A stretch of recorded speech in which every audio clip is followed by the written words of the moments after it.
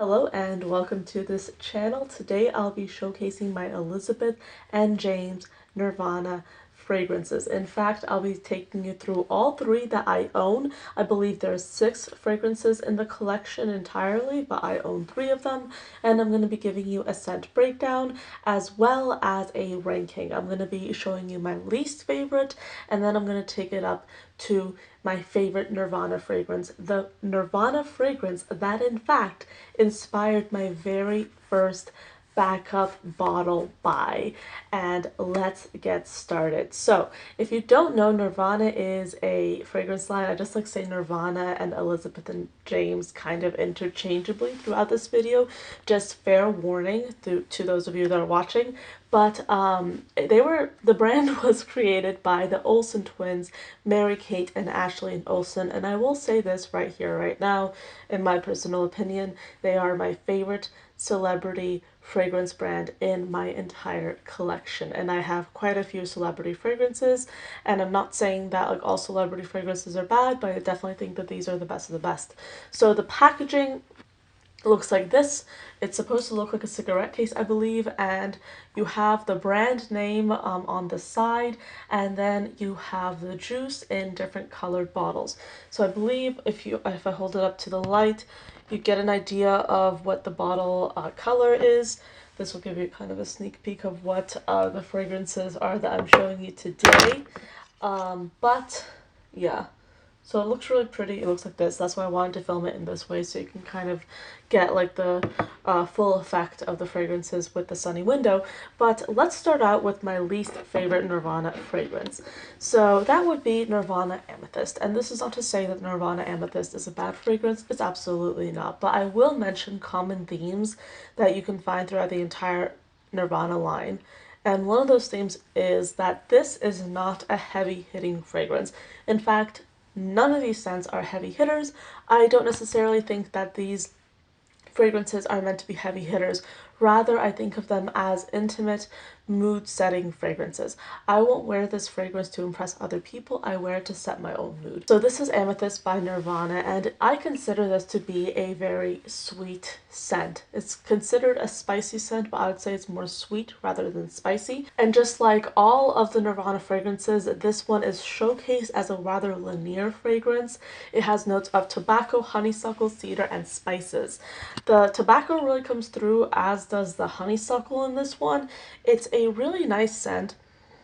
The very first time I smelled this was actually in a sample vial from Sephora, and I remember absolutely hating it because for some reason it reminded me of the Subway dressing, like one of those dressings that they have, and I absolutely hated it. But I think that texture was off, and I tried this one and I like it. I don't love it, I like it. There are some other fragrances from the line I like better, but who knows, my mind might change. Also, I will say this, my fragrance taste, since it's now spring, has veered into like the aromatic range and the aromatic fresh kind of sphere. So the fragrances I like to wear at the moment are not necessarily sweet. They're more aromatic, so keep that in mind. Next up, I have Nirvana's French Grey. This is what it looks like. This is supposed to be reminiscent of a trip to Paris, and I have been to Paris recently, and it sort of reminds me of that. It has like I feel like Paris is like this like beautiful city where it has like these smells that are fresh and like a little bit wet and a little bit old. You kind of smell cigarettes sometimes. You kind of smell like the wet cobblestones. You smell the flowers that they sell at the flower shops by the road. And this is reminiscent of that. But I'll show you another fragrance. I actually have a very specific idea in my mind for what that fragrance is, and I feel like that fragrance is more Parisian than this one. But this is meant to be the Paris, kind of the Parisian French fragrance, and it has notes of neroli, musk, and lavender. Let me double check to make sure I am right. Yes, it has those notes. And I will say this to me is one of the most intimate notes, is one of the most intimate fragrances in this line, and that is specifically because it is more of a skin scent. It actually performs much better when you put it on clothes or on your hair. and I like to wear this one at night. During the day, I find that this one is a little bit too light for me. I like to wear fragrances that project, fragrances that have more of a sillage during the day. This one's not bad, and I really like this fragrance because it reminds me very much of like clean, fresh linens, but with like a little bit of like a lavender aspect to it. The neroli is very sharp. This is a sharp fragrance. It's not soft. So I think that's why this fragrance might not be a fragrance that most people like. This is not necessarily like a crowd pleasing perfume.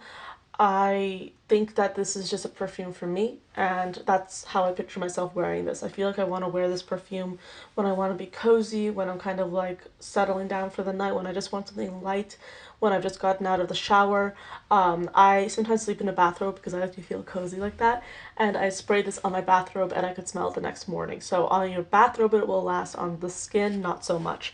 So my number one favorite fragrance from this house is Nirvana Rose. Now, this is absolutely stunning. This has notes of May Rose, vetiver, and geranium, and I absolutely love it. This is such a beautiful fragrance. This is the first fragrance I ever bought from this house, and I got it at TJ Maxx, I believe, and I got it for like about $16, which is a pretty good deal considering what it's priced online as. And this is, in my opinion, the strongest out of all the fragrances that I have tried. This is much stronger than the two fragrances I've tried. This is a projecting fragrance. This fragrance is also very finicky, kind of like the other ones, very similar to the other ones. But I've worn this fragrance the most, so I know this fragrance the best. This fragrance, sometimes it will last a very long time. Other times, it will not last you long at all. It'll just disappear. And that's kind of the beauty of this fragrance. I appreciate that. This fragrance is is very much a sentimental fragrance for me because I wore this when I went to Paris. And whenever I smell this fragrance, I associate all the positive, beautiful things that I saw and felt and lived in Paris. It's an absolutely beautiful city, and this is the fragrance that brings back Paris for me. And I smell it, and it just gives me like all those like warm, fuzzy, cozy feelings. And this fragrance is definitely my Paris fragrance. That's why this is such a sentimental fragrance for me, and I love it. The vetiver is so well blended in with the rose. I don't smell the geranium. I think it's because I have experienced geranium in other more older scents, like the Charlie fragrances, and or the Chopard, uh, Casimir. That fragrance that I love very much as well. I believe that one also has geranium. But the trouble is with those fragrances is that they have so many notes within the fragrance, like a lot of notes. So it's difficult for me to differentiate the geranium. So that maybe that's why I don't really notice it in this fragrance.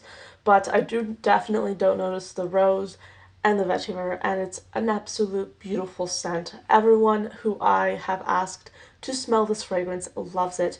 In my mind, it smells like a gothic funeral. If someone was to have a funeral in Notre Dame and they had flowers and like red roses and velvet and that entire vibe with like these like gothic ceilings and stained glass, like that's what this fragrance reminds me of. So absolutely beautiful. I absolutely love it. And this is a beautiful fragrance. I've used a considerable amount. I think I've used a third of the bottle. And that's why I actually got a backup of it. Because Elizabeth and James is a house that is technically no longer active. These fragrances have been discontinued, and I have therefore been sourcing these fragrances off of Fragrance Net. That so far is the cheapest place where you can find these fragrances. Obviously, you can find them also at TJ Maxx, but the inventory there is not consistent. So I was able to get a 1.7 ounce of this fragrance as a backup on Fragrance Net, and I believe I bought a tester, so it didn't come with a box.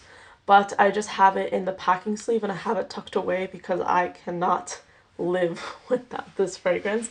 It's absolutely beautiful, and I have so many fragrances now. I like to not buy backups because I want to keep smelling different scents. I don't want to just go with the same thing over and over again. But this fragrance, to me, it's very different. I have never smelled anything like it before. The only thing that smells similar to it would be Gucci Guilty Absolute, and that has more of a sour berry note. This one doesn't. It's very sweet, but in like a floral way. It's beautiful and fresh and aromatic. This is an amazing fragrance. This is a perfect fragrance for spring. The perfect fragrance for when the weather is like cold but still warming up, when you might get a few spring showers. This is that fragrance. I feel like this fragrance like literally sings in slightly cooler, rainy, cloudy weather, and I love it. And I might buy another backup, even though I already bought another one, because this fragrance is absolutely stunning. My boyfriend really loves it, my friends love it, and I love it so much. So with that being said, those are my reviews of the 3 Nirvana fragrances that I currently own. The ones I don't have Nirvana White, I don't have Nirvana Black, and I don't have Nirvana Bourbon. I considered getting Nirvana Bourbon, but I was decided not to, because even though I love fragrances, sometimes you have to stop. So with that being said, thank you so much for watching this video. I hope you enjoyed it and found it useful, and I will see you next time I post a video. Bye.